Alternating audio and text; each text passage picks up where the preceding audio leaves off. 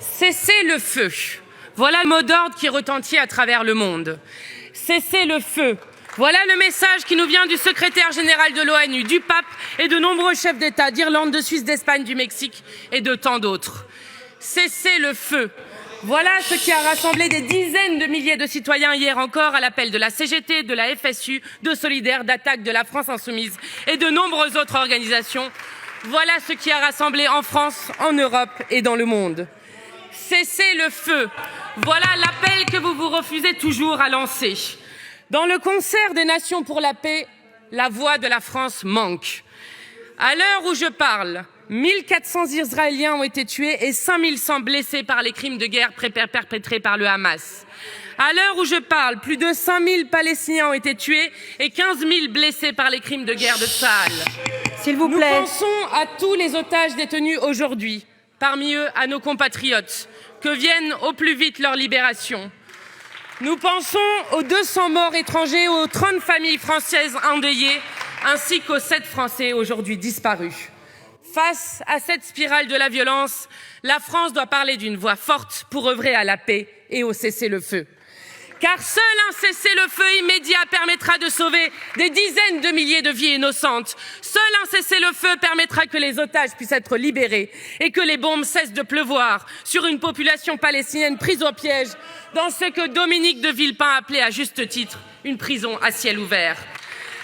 Ces temps tragiques que nous traversons appellent à avoir le courage de la paix et à ne pas céder à l'escalade meurtrière de la guerre. Au lieu de faire preuve de ce courage, vous avez affiché un soutien inconditionnel au gouvernement d'extrême droite israélien. Israël a le droit de se défendre, avez-vous dit, en rajoutant depuis quelques jours, devant l'horreur de la punition collective infligée à l'ensemble de la population palestinienne. Allez, un peu de silence, s'il vous plaît, madame. Israël a le droit de se défendre, mais dans le respect du droit international. Le constat est pourtant sans appel. Le droit international n'est pas respecté. Ce qui se passe à Gaza devrait foudroyer notre sens de l'humanité. Nous parlons face à un cimetière. Des milliers de morts, 1 million de personnes déplacées, dont la moitié sont des enfants. Plus de 2 millions de personnes. S'il vous plaît, madame Panot, attendez, madame Panot. Bon. Des milliers de bombardements de l'armée israélienne, l'emploi de phosphore blanc dénoncé par 2 ONG internationales, 59 attaques contre des établissements de santé, 170 établissements scolaires touchés. Les Palestiniens ne sont pas des amas de statistiques, des êtres surnuméraires. C'est cette vision du monde profondément raciste qui légitime le massacre. Cessez le feu. Pourquoi la France reste-t-elle silencieuse? Pourquoi la France est-elle incapable de dénoncer avec la même force les crimes de guerre commis par le Hamas et ceux commis par le gouvernement de Netanyahou? Pourquoi n'incarne-t-elle pas, comme elle a pu le faire par le passé, par la voix de Jacques Chirac, la voix de la paix au Proche-Orient? Pourquoi n'en a-t-elle pas le courage? Cessez le feu. Un crime de guerre n'est pas justifiable en aucun cas et pas davantage en réponse à des crimes de guerre, sinon c'est le droit qui disparaît et le risque d'un massacre d'une plus grande ampleur encore. Je souhaite faire résonner ici les mots d'un père de famille israélien, Yaakov, dont la fille est détenue en otage par le Hamas. Ce père, suspendu à l'espoir de nouvelles de sa fille, dit « À quoi sert de nous entretuer? La vengeance n'apporte rien. Il y a des morts à Gaza, des gens qui pleurent aussi. En quoi est-ce utile? La meilleure chose, c'est de s'asseoir, de discuter. Entendons cette voix pour la paix d'un homme dont la vaillance inspire un profond respect. Toutes les vies humaines se valent. Toutes les vies humaines se valent. C'est dans ce principe, celui de notre commune humanité, que nous devons puiser le courage de la paix. Madame la Première ministre, nos larmes ne peuvent pas être à géométrie et à géographie variables. Ainsi, nous pleurons les victimes des atroces crimes de guerre du Hamas, tout comme nous pleurons les milliers de morts des crimes de guerre commis par le gouvernement israélien. Madame la Première ministre, vous avez choisi d'abandonner la position historique de la France qui a fait sa grandeur et qui a permis qu'elle soit audible dans les ténèbres des relations internationales. La France est désormais montrée du doigt dans le monde et par les peuples. Cela doit cesser. Membre du Conseil de sécurité de l'ONU, la France doit peser de tout son poids pour permettre l'adoption d'une résolution exigeant un cessez-le-feu pour arrêter cette escalade meurtrière. Cet abandon de l'engagement historique de la France pour la paix est arrivé à son paroxysme jeudi dernier. Au Parlement européen, les eurodéputés macronistes ont voté contre la proposition des Insoumis pour un cessez-le-feu à Gaza. Au lieu du courage de la paix, vous vous abandonnez à la pente inarrêtable de la guerre. La France, autrefois voix de la paix à travers le monde, est entre vos mains devenu un État aligné sur les États-Unis et sur le gouvernement israélien va en guerre d'extrême droite. Oui, d'extrême droite. Un gouvernement dont le ministre de la Défense a déclaré « Nous combattons des animaux humains » en parlant du peuple palestinien. Un gouvernement et son Premier ministre Benyamin Netanyahou qui ont sciemment fait monter le Hamas. Ainsi, il l'expliquait en 2019 aux députés du Likoud. Quiconque veut contrecarrer la création d'un État palestinien doit soutenir le renforcement du Hamas et transférer de l'argent au Hamas.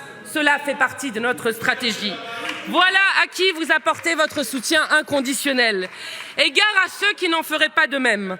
Ainsi, le footballeur Karim Benzema serait un dangereux extrémiste en lien avec les frères musulmans, pour citer M. Darmanin. Fait gravissime, on parle de le déchoir de sa nationalité. Son tort, un tweet de soutien aux femmes et enfants de Gaza sous les bombes. S'il vous plaît, mes chers collègues, un peu de silence. La France de Darmanin est devenue le pays où le seul crime de Benzema est de s'appeler Karim.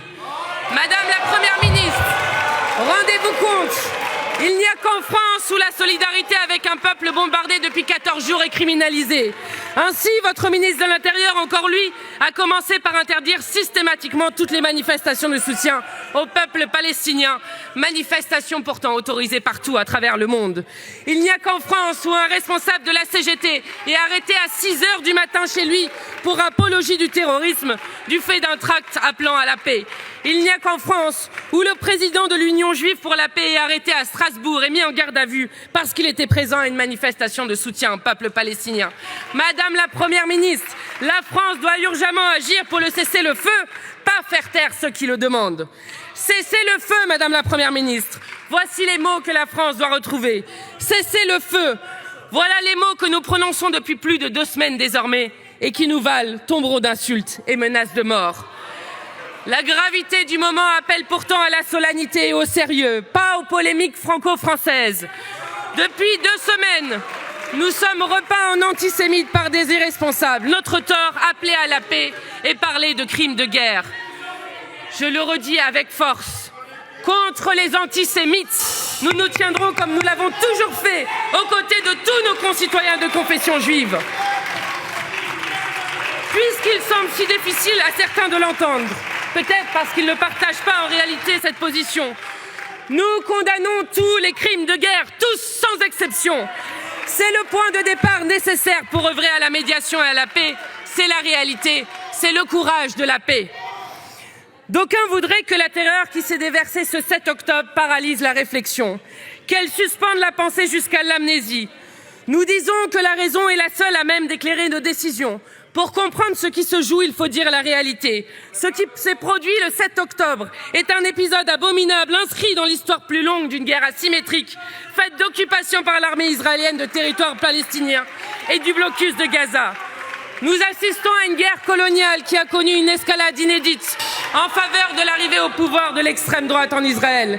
Cette réalité n'excuse en rien les actes qui ont été commis, mais elle ne peut être évacuée car elle conditionne la compréhension de ce qui se joue, le choix des mots pour décrire sa spécificité et enfin les moyens pour parvenir à la paix. Toute personne qui n'admet pas ce constat et pense opportunément que la guerre aurait commencé ce 7 octobre a une dette envers la vérité et commet une faute politique et morale majeure. Nous, insoumis, n'aurons pas à rougir devant l'histoire parce que nous refuserons toujours de nous lever pour soutenir inconditionnellement la politique coloniale du gouvernement israélien. Les insoumis n'auront pas à rougir devant l'histoire de défendre la position historique de la France, celle de l'ONU. Les insoumis n'auront pas à rougir devant l'histoire, car face à l'horreur, nous n'aurons eu qu'un seul mot d'ordre, cesser le feu, qu'une seule boussole, la paix. Nous vous invitons à la paix et non au déplacement improvisé et belliciste. Les propos tenus hier par la présidente de l'Assemblée, 4e personnage de l'État, rien ne doit empêcher Israël de se défendre. Au moment même où la rapporteure spéciale des Nations Unies alerte sur le risque de nettoyage ethnique à Gaza, Ces propos sont inacceptables et gênent jusque dans vos rangs et dans ceux du Quai d'Orsay. Madame la Première ministre, la France a une responsabilité. Elle doit retrouver une voix forte. René Cassin, je vous remercie prix de Nobel conclure, de la paix. Madame la Présidente. Disait l'importance de la paix auquel nous vous appelons. Voici ces mots inspirés. Merci beaucoup. de l'esprit